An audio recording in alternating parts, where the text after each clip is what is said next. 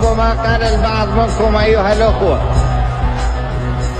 أو بعض العراقيين، ربما قال مع نفسه أو مع آخرين إنه كيف يستطيع صدام حسين أن يطلق مثل هذا التصريح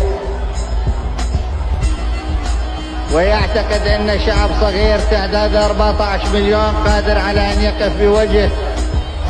جيش دولة كبرى فيما لو أرادت الاعتداء على العراق. وربما البعض منكم قد تصور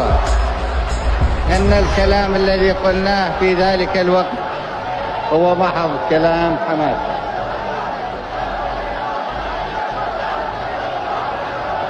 ولكن جاءت الحقائق أيها الأخوة لكي تؤكد بوضوح